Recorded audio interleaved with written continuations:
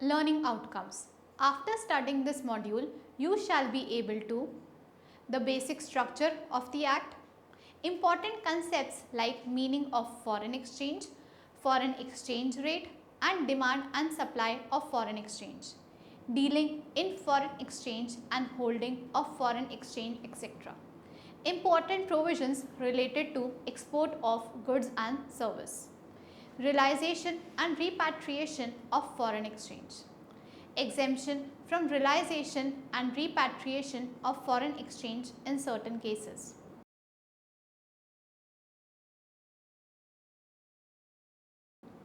Introduction.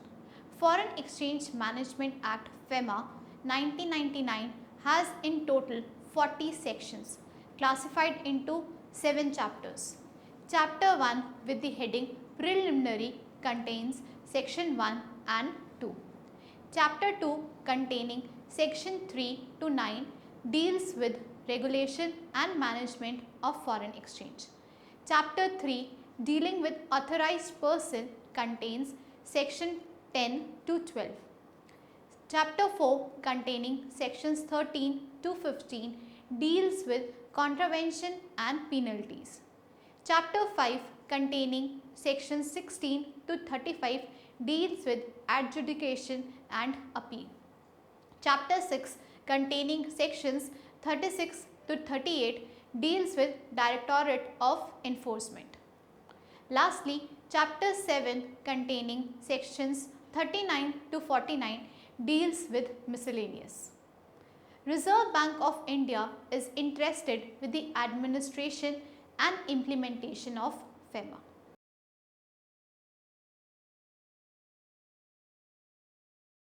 Now we will discuss upon the meaning of foreign exchange. Foreign exchange is the system or process of converting one national currency into another and of transferring the ownership of money from one country into another country.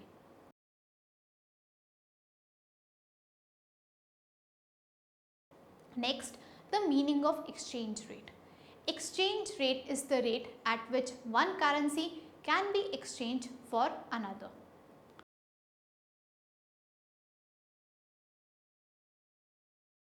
Now we will discuss upon the sources of demand for foreign exchange. The demand for foreign exchange comes from individuals and firms who have to make payment to foreigners in foreign currency. Thus, the sources of demand include import companies, foreign investors, speculators, lending to foreigners, etc.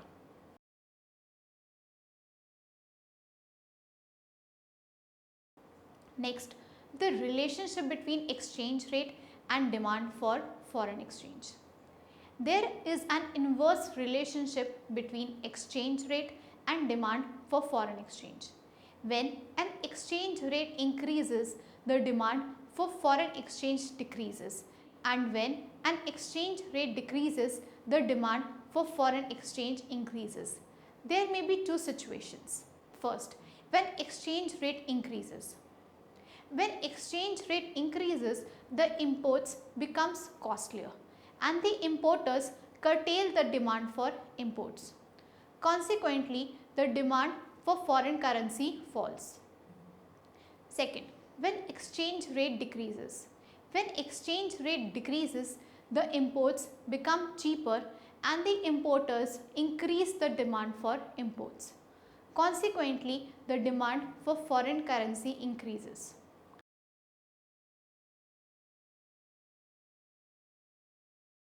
Next is the relation between exchange rate and supply of foreign exchange. There is a positive relation between exchange rate and supply of foreign exchange. It states that when exchange rate increases, supply of foreign exchange will also increase, and when exchange rate decreases, supply of foreign exchange rate will also decrease. Hence, there may be two situations as under. First situation, when exchange rate increases. When exchange rate increases, export earnings will also increase. Consequently, the supply of foreign currency increases. Second situation, when exchange rate decreases. When exchange rate decreases, the export earnings will also decrease. Consequently, the supply of foreign currency decreases.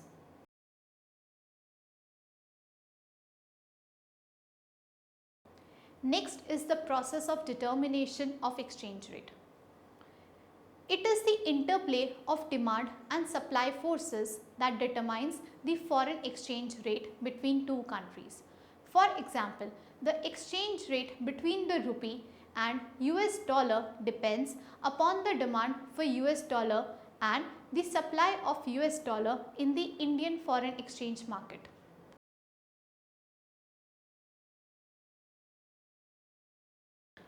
Next, we will discuss upon the dealing in foreign exchange.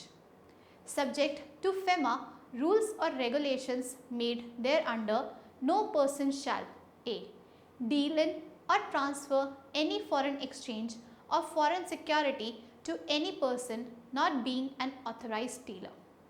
B. Make any payment to or for the credit of any person resident out of India in any manner. C. Receive otherwise through an authorized person any payment by order or on behalf of any person resident outside India in any manner. For the purpose of this clause, where any person in or resident in India receives any payment by order on behalf of any person resident outside India through any person, including an authorized person, without a corresponding inward remittance from any place outside India, then such person shall be deemed to have received such payment otherwise than through an authorized person. D. Enter into any financial transactions in India as consideration for, in association with, acquisition or creation of transfer of a right to acquire any asset outside India. For the purpose of this clause, financial transaction means making any payment to or for the credit of any person or receiving any payment for by order or on behalf of any person or drawing, issuing or negotiating any bill of exchange or negotiating any promissory note or transferring any security or acknowledging any debt.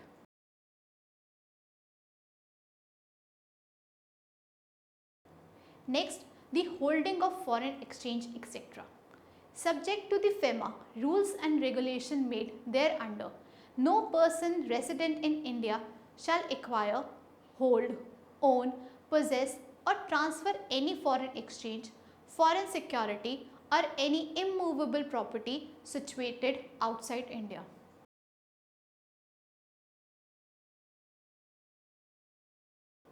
Next, we will discuss upon the export of goods and services. This matter may be dealt with under the following headings. First, declaration by an exporter of goods, services, software.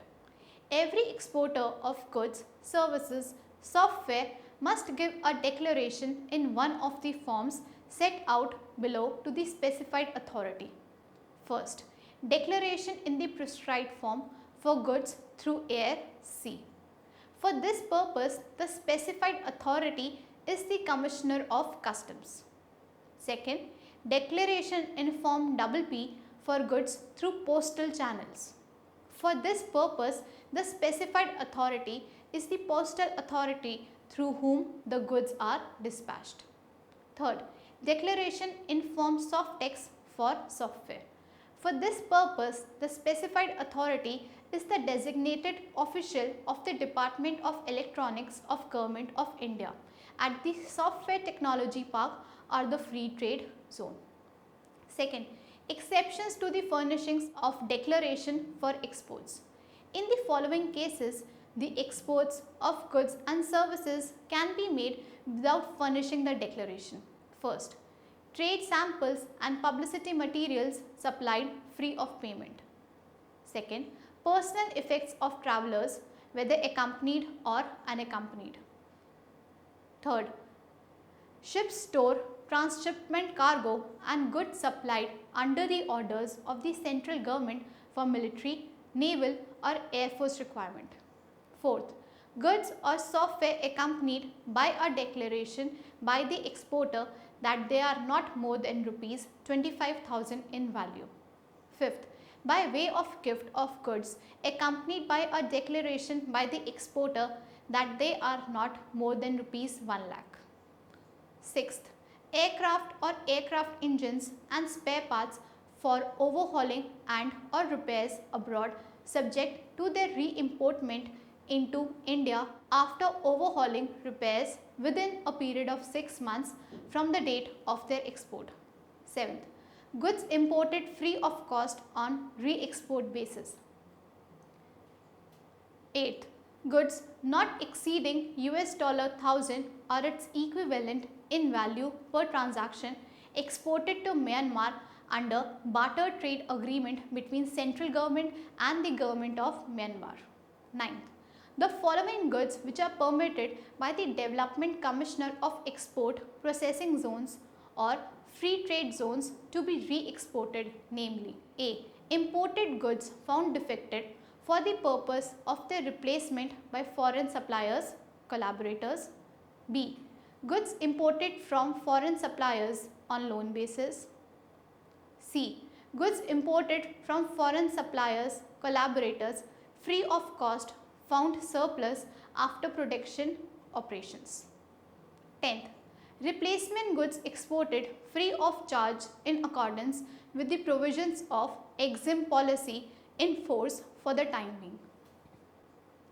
Third, time period within which export value of goods, software is to be realized. The repatriation representing the full export value of goods or software must be made within 6 months from the date of export, where the goods are exported to a warehouse established outside India.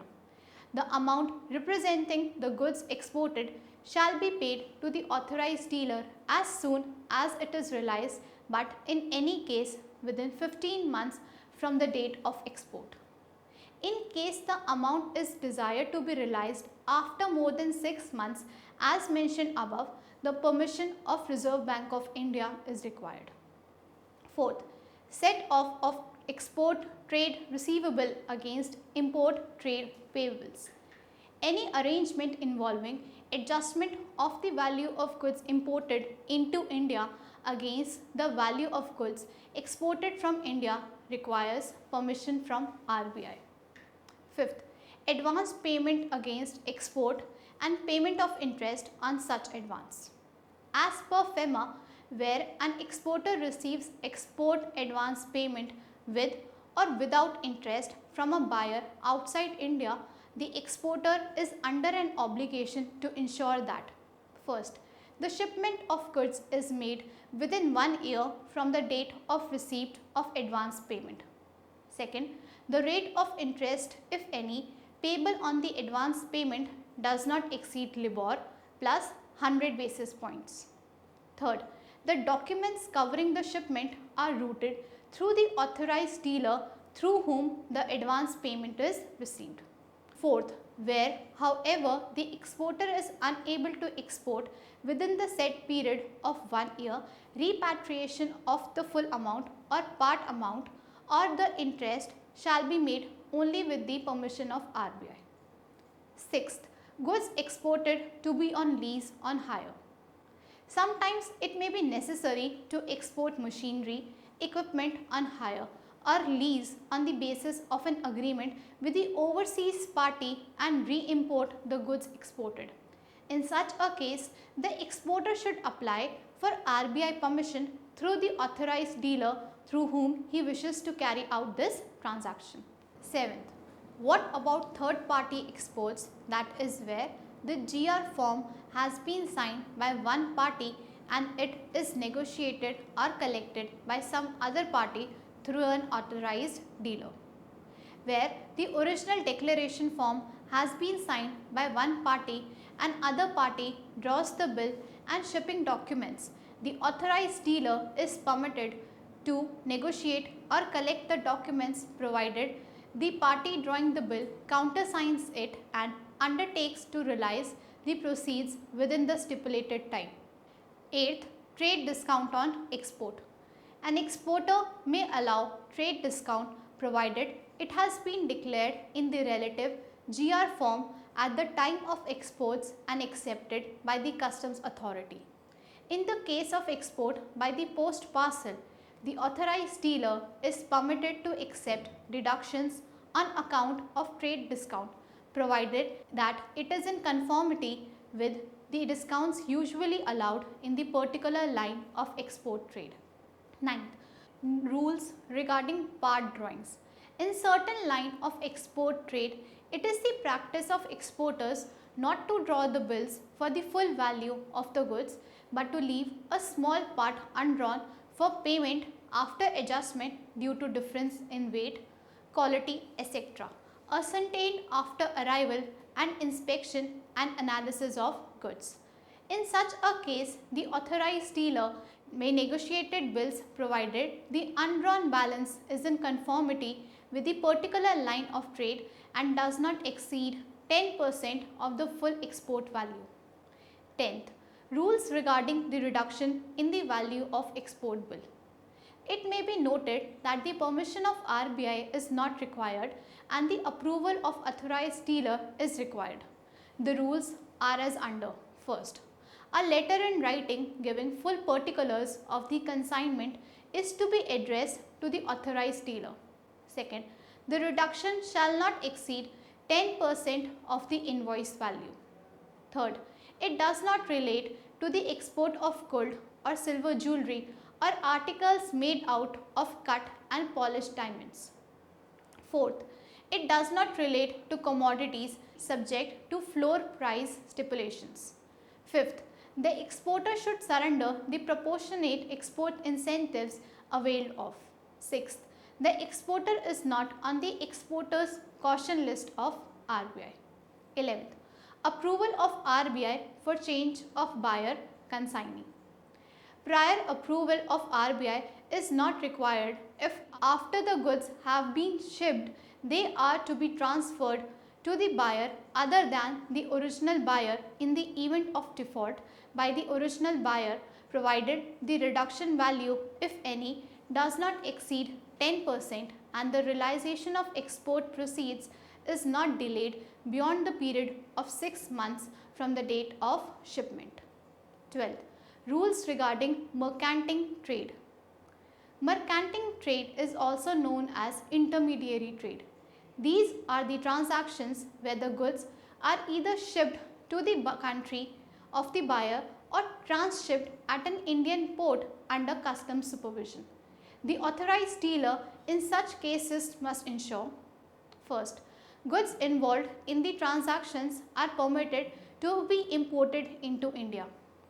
Second, such transaction does not involve foreign exchange outlay for a period exceeding 3 months, and third, the export leg complies with all rules, regulations and directions applicable to export out of India, and the import leg of mercanting trade transactions complies with all rules, regulations and directions applicable to import. Authorized dealers are also required to ensure timely receipt of payment for the export leg of such transaction.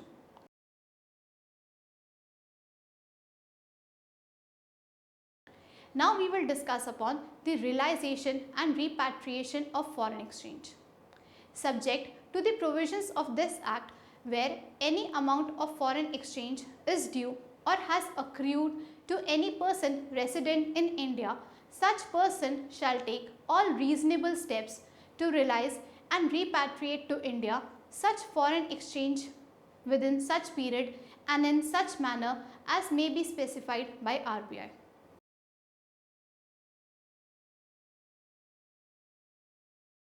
Next, exemption from realization and repatriation in certain cases. The provision of section 4, that is holding of foreign exchange etc., and section 8, that is realization and repatriation of foreign exchange, shall not apply in the following cases. First, possession of foreign currency or foreign coins by any person up to the limit specified by RBI. B. Foreign currency account held and operated by such person or class of person and up to the limit as specified by RBI. Third, any income accruing or arising on foreign exchange acquired before 8/7/1947 which is held outside India by any person as per a general or special permission granted by RBI. Fourth, foreign currency held by a person resident outside India up to the limit specified by RBI if such foreign exchange was acquired by way of gift or inheritance from a person referred to in clause C, including any income arising thereon. Fifth, foreign currency acquired from employment, business, trade, vocation, services, honorarium, gift, inheritance, or any other legitimate means up to the limits specified by RBI. Sixth, such other receipts or foreign exchange as specified by RBI.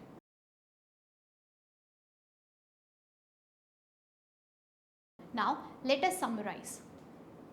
Foreign exchange is the system or process of converting one national currency into another and of transferring the ownership of money from one country into another country.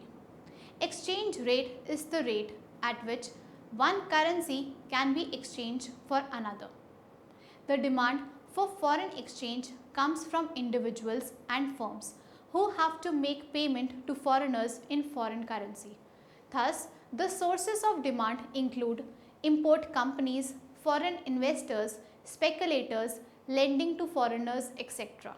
Subject to FEMA, rules or regulations made thereunder, no person shall deal in or transfer any foreign exchange of foreign security to any person not being an authorized dealer, make any payment to or for the credit of any person resident out of India in any manner, receive otherwise through an authorized person any payment by order or on behalf of any person resident outside India in any manner.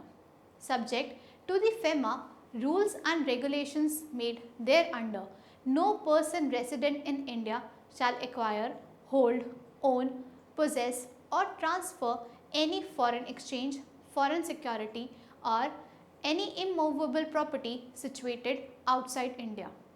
Subject to the provisions of this Act where any amount of foreign exchange is due or has accrued to any person resident in India, such person shall take all reasonable steps to realize and repatriate to India such foreign exchange within such period and in such manner as may be specified by Reserve Bank of India.